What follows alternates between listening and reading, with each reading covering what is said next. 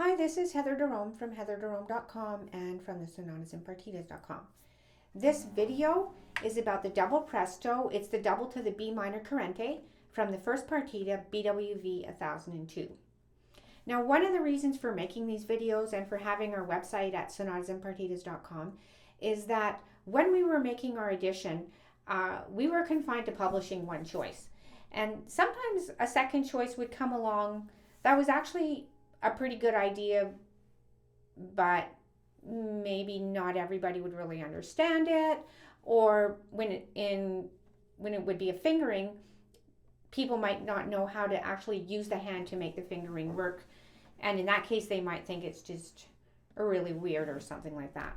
And with this Presto, there were some of those fingerings that presented themselves that were not published, and I want to show them to you in this video so that you can decide whether you want to use the published ones, which probably most people will prefer, or these ones, which are a little bit different. Now, if you do have the book and you want to try out the new fingerings, just go to sonatasandpartitas.com, go to the contact page and send me a message and I'll get in touch with you and we'll arrange it. So a couple of things, a little preamble before we get started. Now, when we play the guitar, we're trained, the first thing we're trained is first position, and we have one finger per fret. And if we're playing this chord, we still call it first position because our first finger's on the first fret. And if we're doing this, we're in second position. But what if we do this? Well, we're still in second position because our first finger's on the second fret. But what if we do it this way? See, this way my first finger's in second position, but my hand is actually in third position. And this way is very easy. And this way is, I can feel it all the way up my arm. It's not as easy as this. So when you're doing extended fingerings, it's often good to decide, like, where is your hand, not where is your first finger, so that you know what position you're in. Now, you could also just splay your hand out. If your hand is splayed, your fingers are flat, you can reach farther and it's easier. But if you're like in this double Presto here, there's going to be a lot of these fingerings. And if you're constantly playing splayed out, first of all, it's not as easy on your hand. But also, you don't know exactly where you are. Am I in 8th position or 9th position? I don't know. And I'm not like in either. It would be easy to either land on the wrong fret, to sort of forget what you're supposed to be doing, and or to buzz, just land on the wrong place inside the fret. So when you have a lot of these fingerings, it's good to know, like, to choose a position and decide, like, am I reaching several fingers up or one finger down or one finger up? It's usually easier to just reach one finger, have your hand in one position and reach one finger. So that's that. Now, the other thing is that I, and probably most of you, have learned the Segovia scales. So you start in second position, and then you shift using a guide finger, and you finish it in 5th position. And the word that my teacher used was blocking. So you block in second position, and then you block in 5th position. But what if we did this C major scale in 4th position? So here we are in 4th position and we just reach our finger down. And so we go there, now first. And now we have this note in 5th position. So what we don't want to do is compress the hand. You're here and then you're here. And you kind of just sort of like hop off your pinky and scoot your hand over. And so you can shift instead of with a guide finger. It's like hopping and scooting. And so those two philosophies, ways of thinking and relating to the hand are what you need to be doing with these fingerings that I'm going to present right now. So we're starting, this is measure 9, and now measure 10. We're starting with the F sharp on the 5th string, and we're in 8th position. So we have this, 2, 4, and then we're not in 7th position. Our first finger just reaches down there, 1, 2, 4. And then here we have this little situation where there's 2 fingers and 1 fret. So you just hop off your pinky and scoot onto your first finger, and you're ready to go.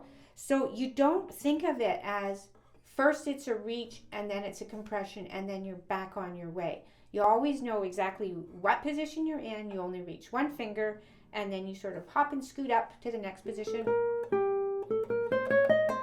And now you're there. Now you're ready to go. Shift down. And now here, we're in sixth position. And 2, 4, 1, 2, 4 again. Same way to shift back up. And now here, we're going to play twice in a row. Our first finger is going to be on the fifth fret. But we stay in sixth position. And now here, we are going to shift between these two fingers to fifth position. Now we're ready. And now, this again is a different fingering than what's in the book. You can choose whichever one you like. This one has one, you shift on an open string. And I like the sound of open E just in this one measure because it's nice and bright, and it's sort of like a transition from all these scales up and down, all the runs to a section that has arpeggio run, arpeggio run. Now, here, again, you shift up, and now you have two notes in eighth position, and then you shift up again. And now here, we're in sixth position.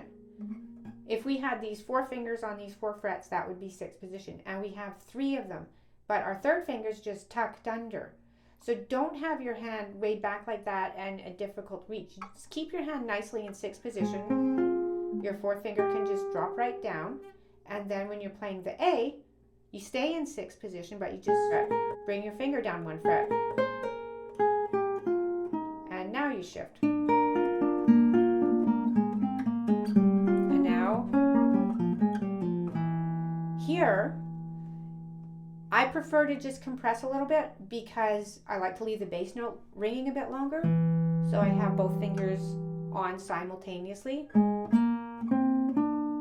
And then here, when you play this F sharp, just bring your finger down to the fifth fret. You only have one fret to shift down on. And shift up. You know the drill. Shift here.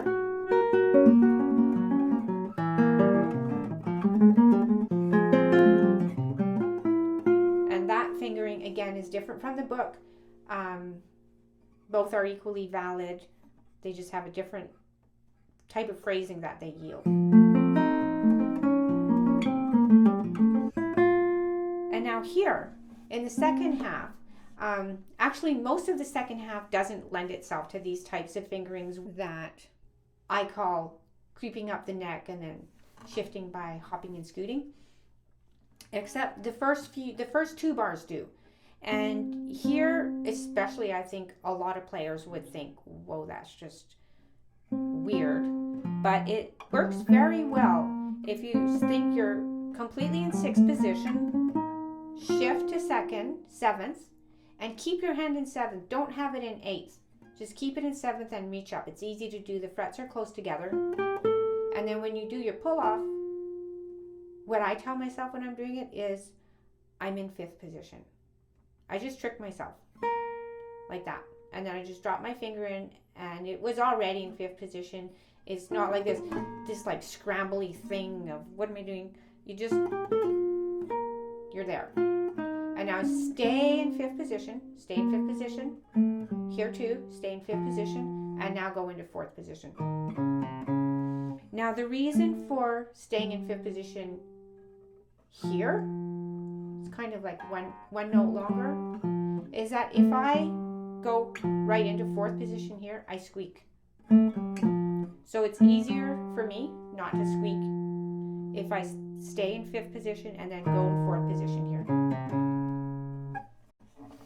So that was what I wanted to present in this video today. As always, give it a try. Let us know what you think at sonatasandpartitas.com.